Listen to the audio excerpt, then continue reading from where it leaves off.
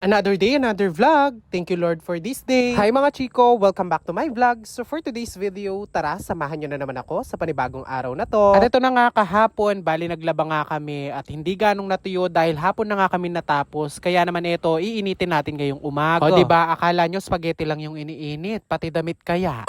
Charis. Ilang araw nga kaming hindi nakapaglaba kasi nga na-excite kami sa bagong taon. Maya-maya nga, pagkatapos ko nga magsampay ng damit, naisipan ko na nga magluto ng ulam para nga makakain, no? Ilang araw na nga tayo nagkakarne, kaya naman for today's video, maggugulay muna tayo. Baka sa kakainit natin ng mga ulam na natira nung Pasko at bagong taon, baka agad nating makita si Lord. Charis. At ito na nga dahil nga meron tayong natirang repolyo nung bagong taon dito sa rep. Kesa nga ako sa masira, lulutuin na lang natin ng maiulam. Nagpabili nga ako ng isang lata na sardinas doon sa asawa ng kapatid ko at yun nga yung isasama natin dito sa repolyo. Pero go, aminin nyo't hindi, pagkatapos talaga ng mga okasyon, gantong ulam talaga yung masarap kainin. At nang matapos ko ang mahiwa yung ating repolyo, heto, nagpukpok naman ako ng mga ilang piraso ng bawang na gagamitin natin sa paggiso. Marahil sa iba, chief yung ulam natin for today's video, but for us, nasanay sa gantong mga ulam, no, parang rich na kami pag nakakain kami ng ganto. Ay Rugo, paano hindi ka magiging feeling rich? Ang mahal na kaya ng isang lata ng sardinas ngayon. Diyos ko, nung bata-bata kami, yung isang lata ng sardinas, 12 pesos lang yata o 15 pesos. Aba ngayon, 25 na yata or 30 pesos. O diba, lahat na yata ngayon nagmamahal na. Ako na lang yung hindi minamahal. Charis. Kaya naman kung hindi mo sisipagan sa pagtatrabaho at kung hindi ka magdadalawang trabaho, talagang kukulangin yung kinikita mo sa araw-araw. Buti na nga lang nga ngayong taon na pagdesisyonan ko ng mag-diet talaga para naman medyo makamenos kami sa pagkain. At nung mainit na nga yung mantika, nilagay ko dito sa may kawali, agad ko na ding nilagay itong bawang at sibuyas. Tapos sunod ko na ding inilagay itong isang lata na sardinas. O diba, akala nyo siguro isang maliit na lata ng sardinas yung lulutuin ko. Nagkakamali kayo, malaki kasi nga marami kaming kakain for today's video. At ito na nga, bigla ko na naman naaalala. Dati nga nung bata-bata kami, pag nagluto kami ng gantong sardinas, isang maliit lang, tapos dadamihan namin yung sabaw. Syempre, mindset.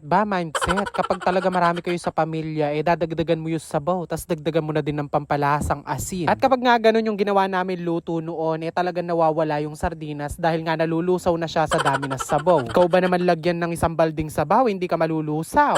Charis. At ayun na nga, pagkalagay ko nga nung ating gulay, heto't naglagay na din ako ng ginisa mix, pampalinamnam ba nung ating niluluto. Nang mailagay ko nga yung ating repolyo, maglalagay din pala tayo dito ng konting tubig. Yes, opo, konti lang naman na tubig yung ilalagay natin dahil hindi naman tayo magsisinigang for today's video. Na-share ko lang naman sa inyo kung anong luto yung ginagawa namin no nung bata-bata pa kami. Pero ngayon dahil matanda na kami, hindi nila kakainin yung pag sobrang dami ng sabaw. Baka kasi kapag nilagyan ko ng isang balding sabaw to, isang linggo lang may ulam pa ako. Kainaman nga ngayon, merong repolyo, merong pang sardinas. O diba, napaka-expensive ng ulam namin for today. Tapos nga ako magluto, heto, nagsandok na din ako dito sa mangkok at kakain na nga ako. Perfect nga sana to sa malamig na kanin. Pero dahil wala tayong malamig na kanin, parehong mainit yung kakainin natin for today's video. Good luck na lang din sa dila ng atsin nyo kung makakaramdam pa pagkatapos niyang kumain mamaya. Charis. Kaya naman kung wala pa kayo naiisip na ulamin for today's video, eto na yung sign. Bumili kayo ng repolyo, isang sardinas, tapos igisan nyo. Mabubusog kayo sigurado.